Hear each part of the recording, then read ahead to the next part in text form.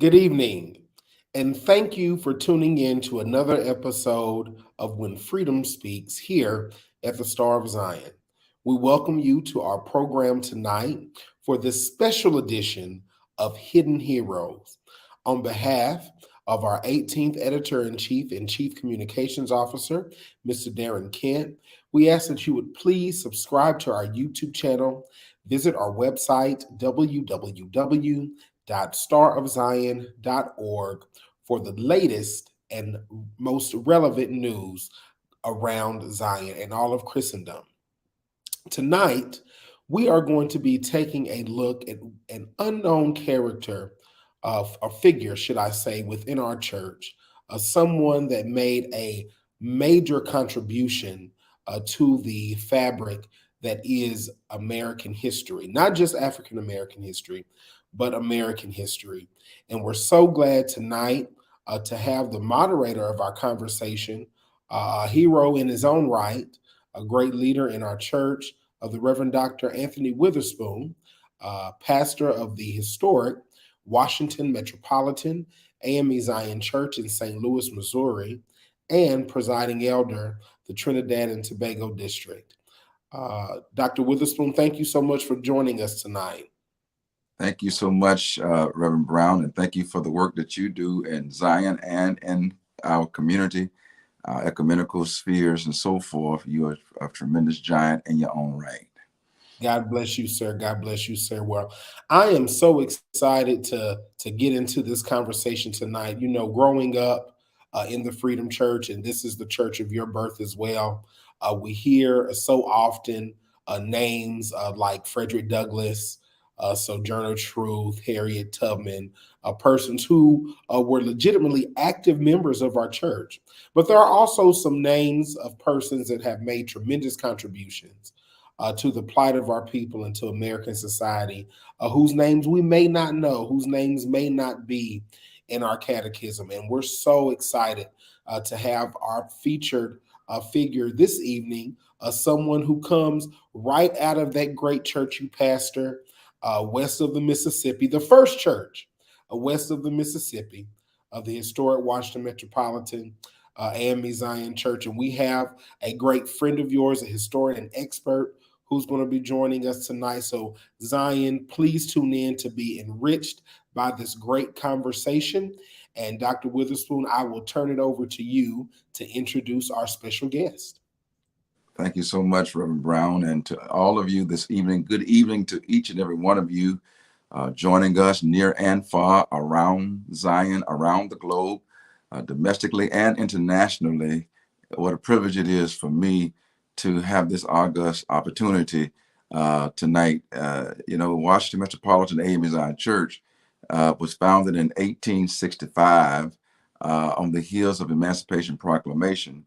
Did not start out being an AME Zion Church, but they later joined the AME Zion Church, the AME Zion denomination, in the late 1800s when the Board of Bishops sent a preacher to the church to explore and to sit down with a congregation that was known as a Christian church. And they enjoyed hearing about, number one, the itinerancy, number two, about methodology, and then number three, about the core values and the morals that are exhibited throughout the denomination. So therefore, they became AME Zionites themselves.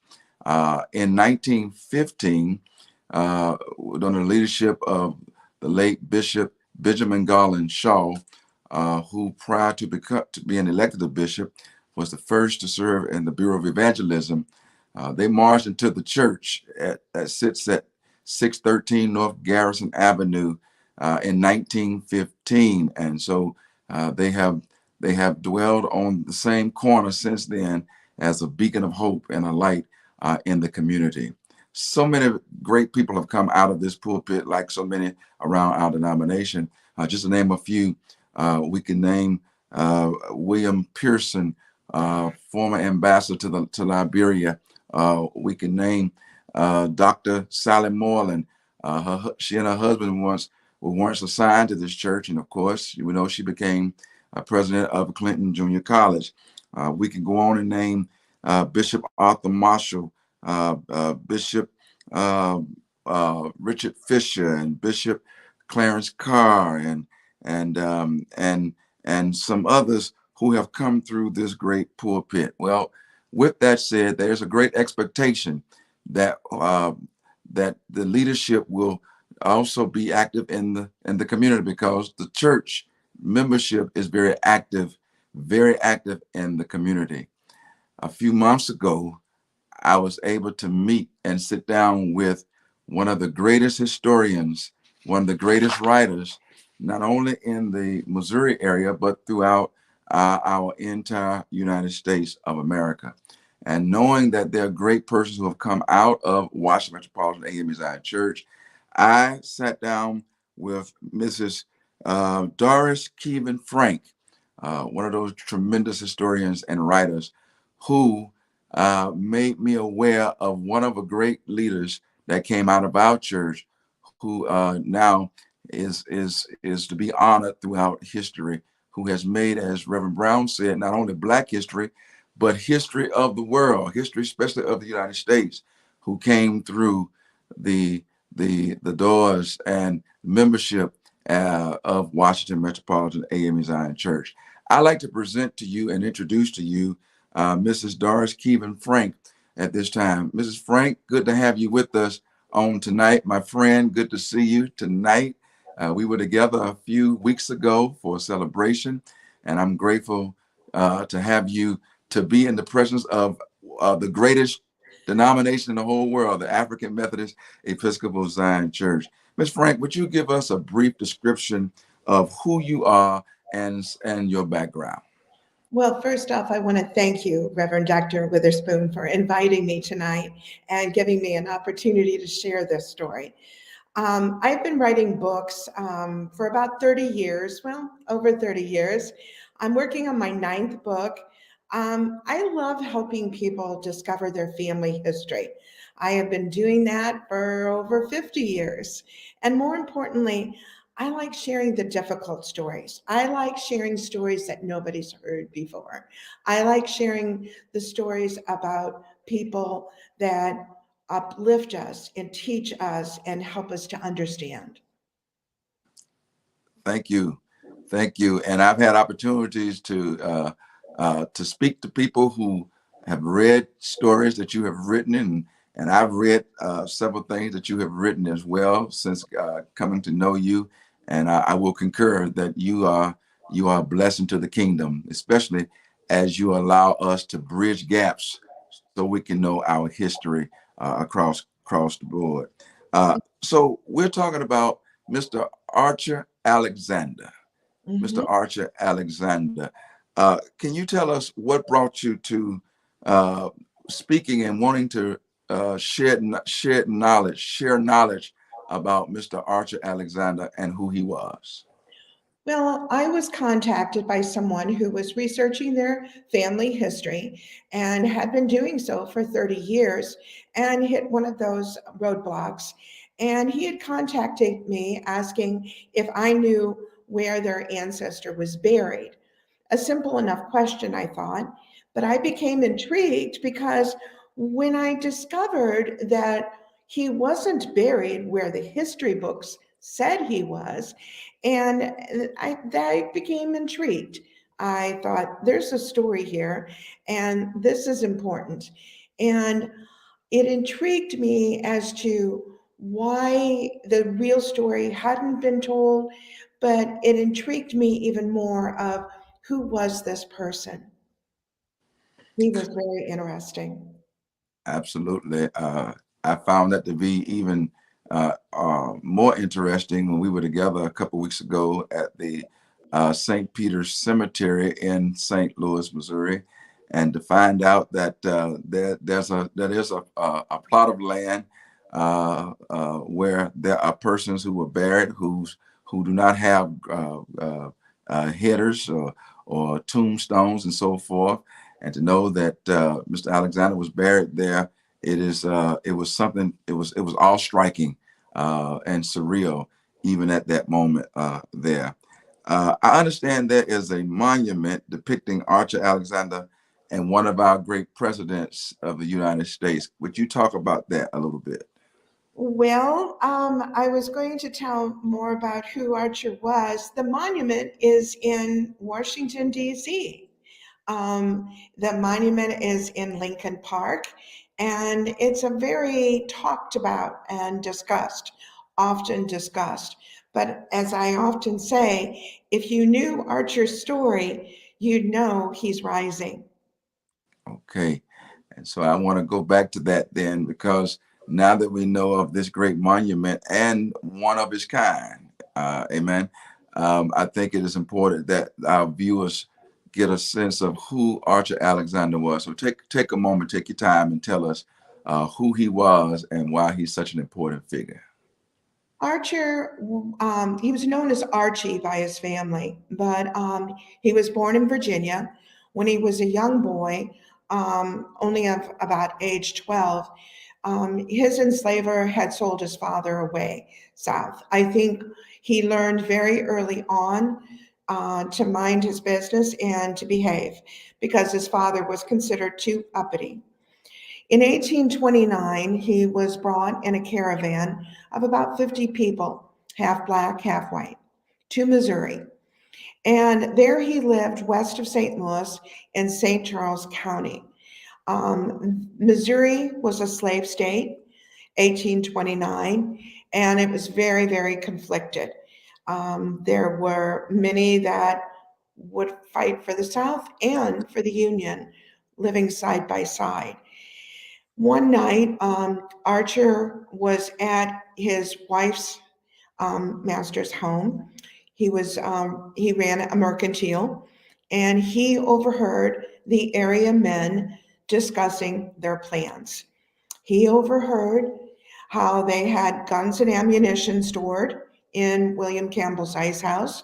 He overheard how they had sawn the timbers on a nearby railroad bridge, a very, very, very vital link for the Union Army. Now, this is a time that, it's very conflicted, very dangerous, and what even anyone would have to stop and think. But he didn't.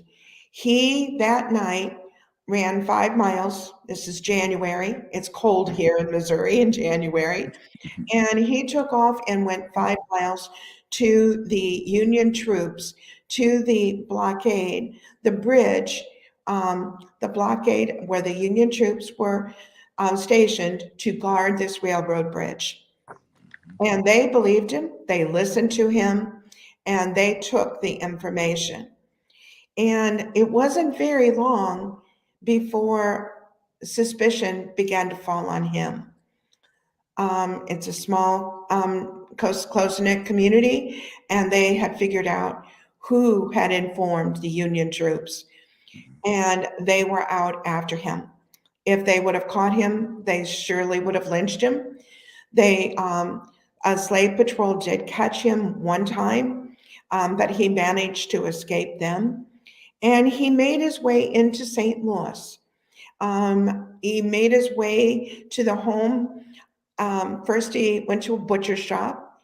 This was a safe house. He knew where and what to say. And he found safety in a Unitarian minister's home.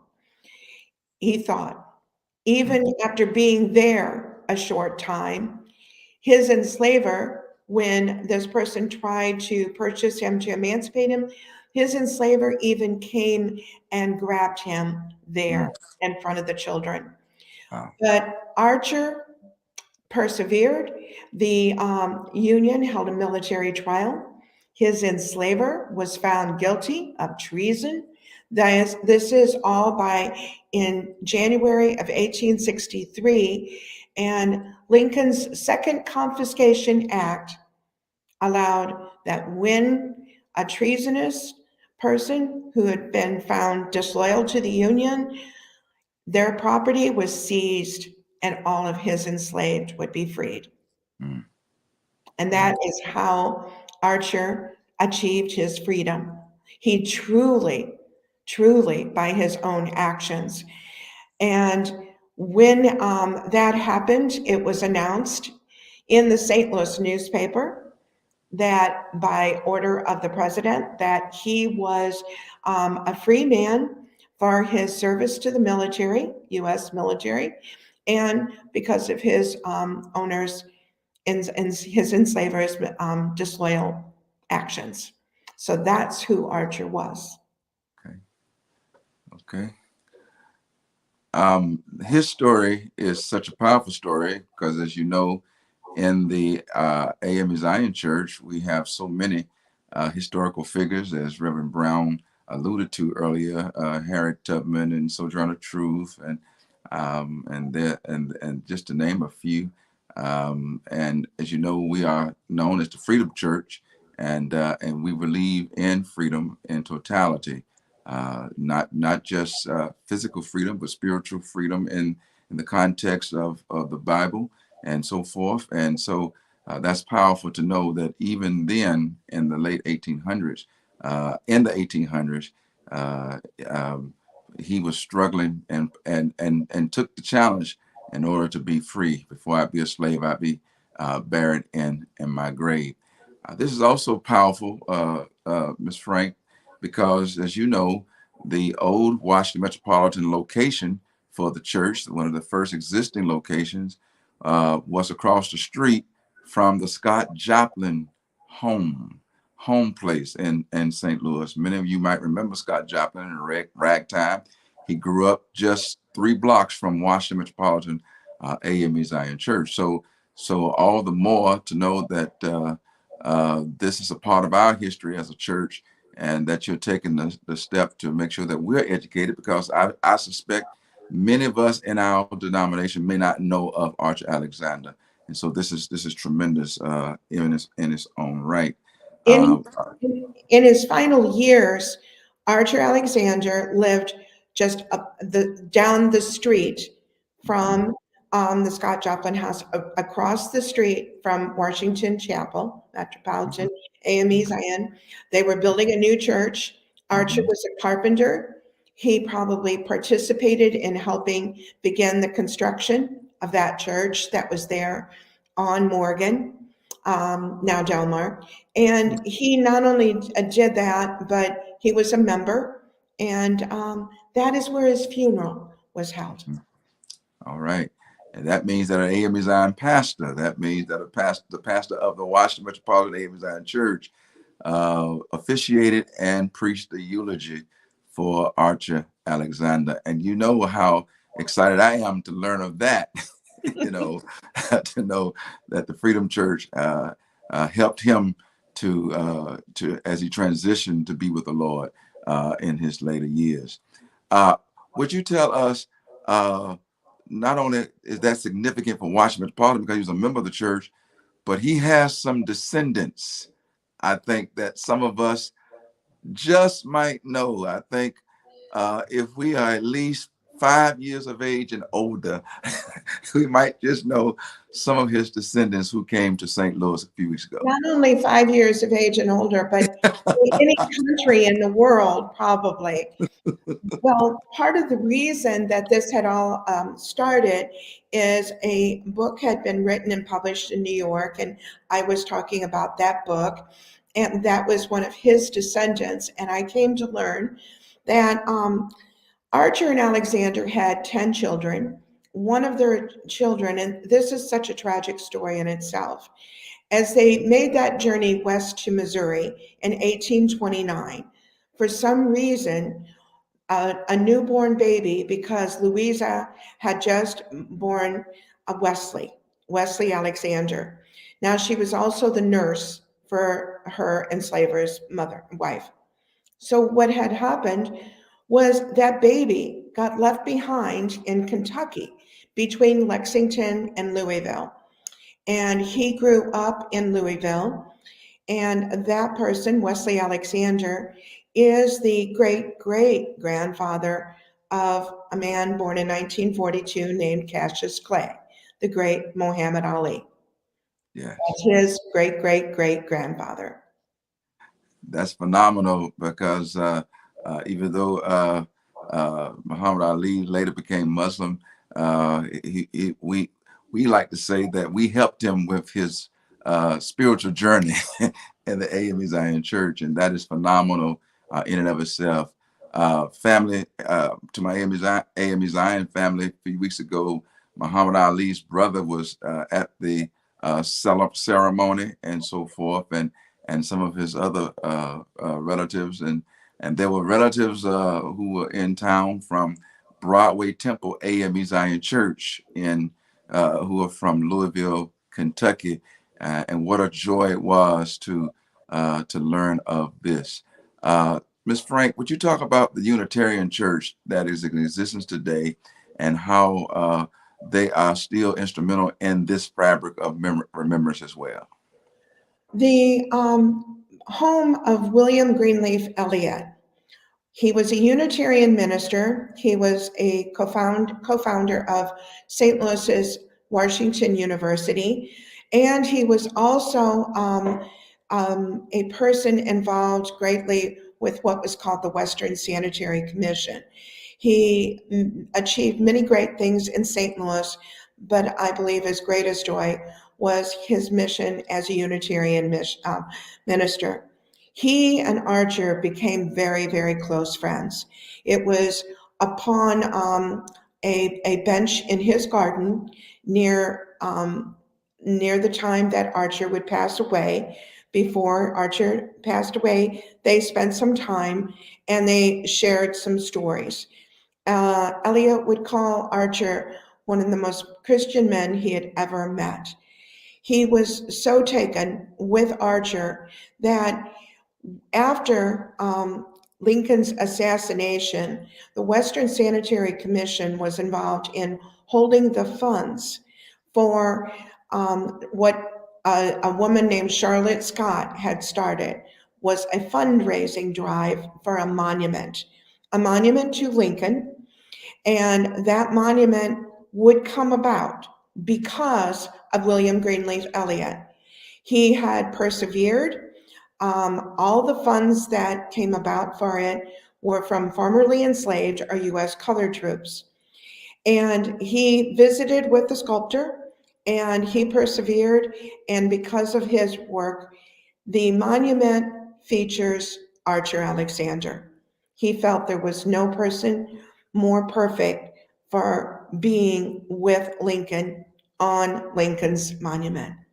And that monument, as I said, sits in Washington, D.C. still today. And it's important that everyone knows that that monument was dedicated and over 25,000 African Americans attended that dedication. The city closed down. President Ulysses S. Grant would pull the cord to unveil that monument. Frederick Douglass, there would be singers. It was a beautiful dedication by these former enslaved that were very touched, and their lives had been touched by Lincoln. And Archer's presence on that monument is because of that Unitarian minister and all that he did. Oh, he also wrote a book. And Yes. that's where some of the puzzle came about and how the mystery started. In 1885, right shortly before he passed away, William Greenleaf Eliot would write a book. He was nearing his end of his years. He wrote it for his grandchildren, but he wasn't able to get it published. And he turned to a friend, Jessie Benton Fremont, for help. And she was able to obtain publishers for it on the with the explanation that certain people's names would be kept out of it so that there would be no lawsuits and no trouble for the Eliot family. And so those changes were made, and the changes as to where Archer was buried. There were other minor changes, but the story is the story of Archer and his life and what he did. Thank you for that, Ms. Frank. Would you tell our viewers, our listening audience, what St. Peter's Cemetery is planning to do in honor of Mr. Archer Alexander? When St. Peter's became aware of the fact that Archer Alexander was buried there, and it was unfortunate, but he is buried with several hundred other people that are buried in unmarked graves. It's what's known as a common lot. And there was no way possible, even DNA, because there's just no way to know where that would be in several acres. So St. Peter's graciously has given to the family a location right at the front of the cemetery for a monument and a marker to be placed for Archer Alexander. Okay.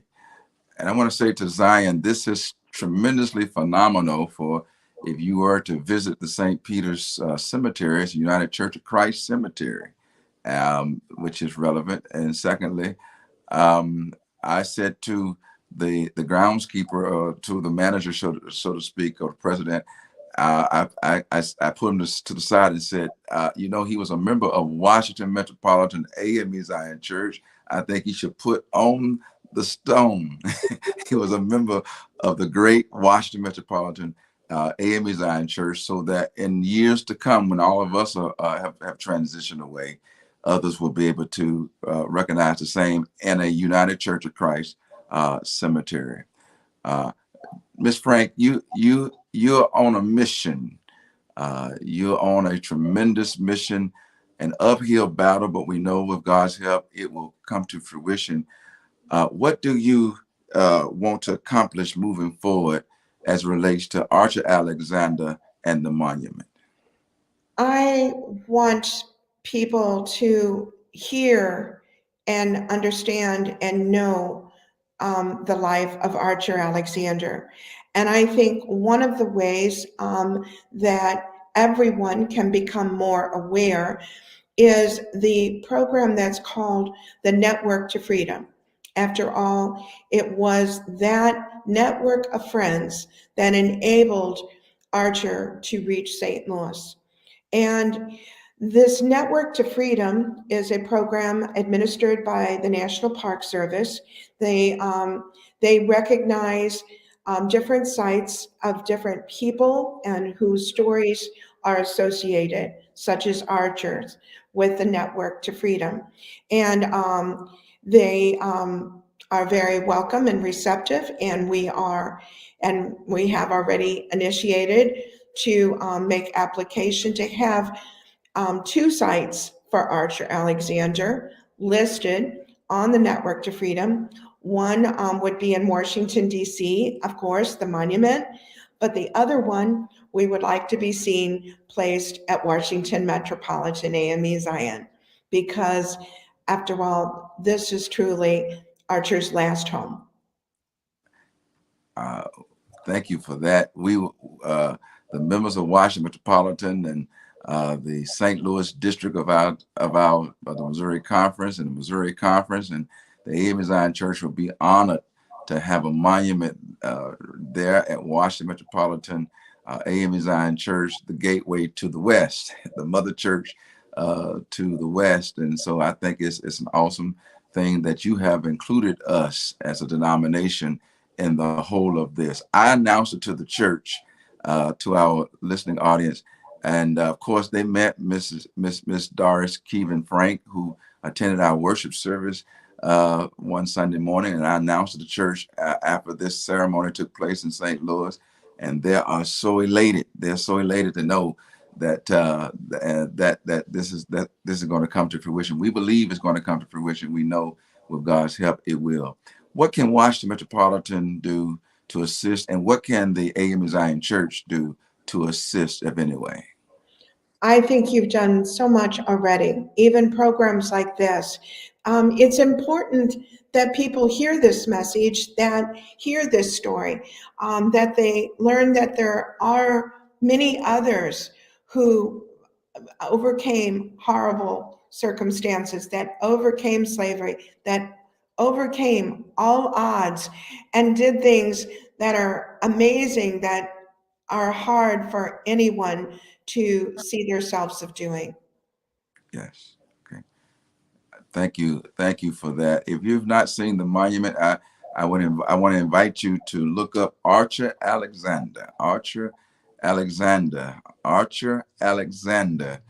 the great pioneer, the great freedom fighter, and one of our great Zionites who helped pave the way for freedom, and also is an ancestor to the great Muhammad Ali.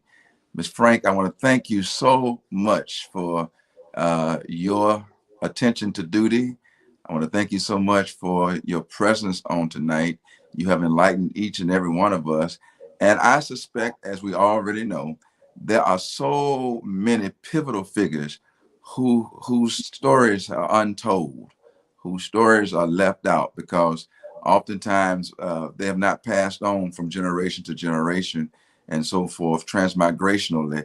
And so we want to make sure that we join Miss Frank and others who are very serious about making sure we never let those upon whose shoulders we stand die. We want to let their legacies die in any way so ever. Miss Frank, may God bless you. May God continue to anoint your hands as you write, as you study, as you bring to light all those things that we need. And we look forward to working with you even more in the future as we move forward. I will. Reverend Brown, thank you so much. And before we conclude, Miss Frank, would you like to have a few closing remarks?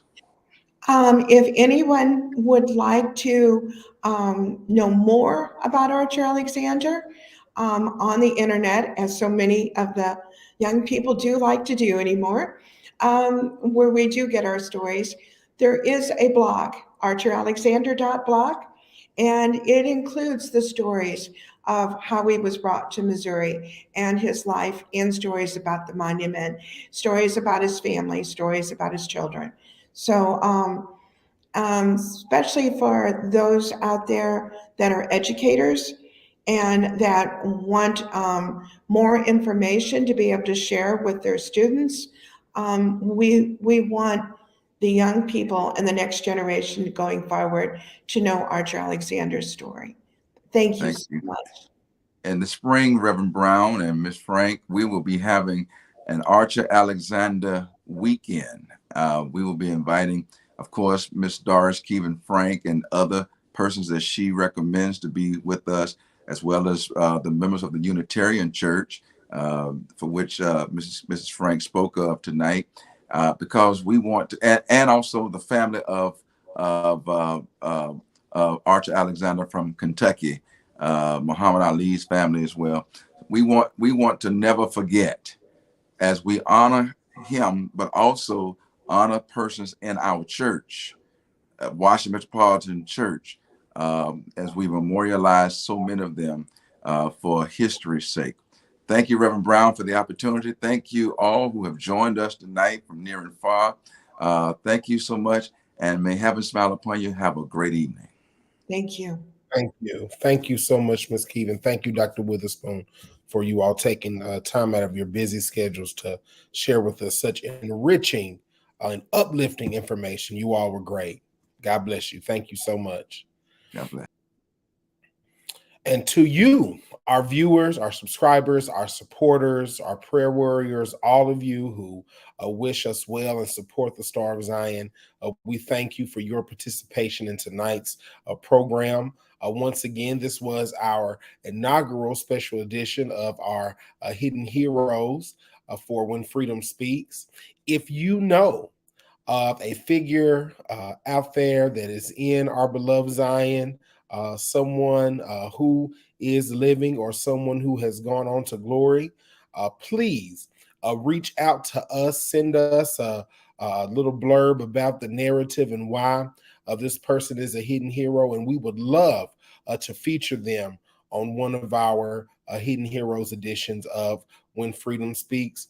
Please remember, we also have our Freedom in Crisis series, instances and examples of persons of freedoms globally being assaulted, being under threat. We want to highlight those as well, as we are the Freedom Church and we need to bind together to stand up against systemic injustice and oppression. In that same vein, as we, through these programs, want to magnify God's message through media, we want to encourage you all to please be mindful of the Christmas ads. We are now selling spaces for the Christmas ads for the Star of Zion. They are going fast. All right, we've got some candidates out there. We know we've got some persons that have just announced their episcopal candidacy. We've got some missionary candidates coming up. And we've got just some other folk throughout the church that may just want to give season's greetings to all of our beloved Zion. Please see, hear the information on how you can order your ad and have it placed in the Star of Zion and the options there by just scanning the QR code. Once again, on behalf of our 18th editor-in-chief and chief communications officer for our church, Mr. Darren Kent, we thank you for tuning in to tonight's program, and we hope that we will be bringing you more insightful information just like this right here at the Star of Zion. Please subscribe to our YouTube channel. Follow us on Facebook.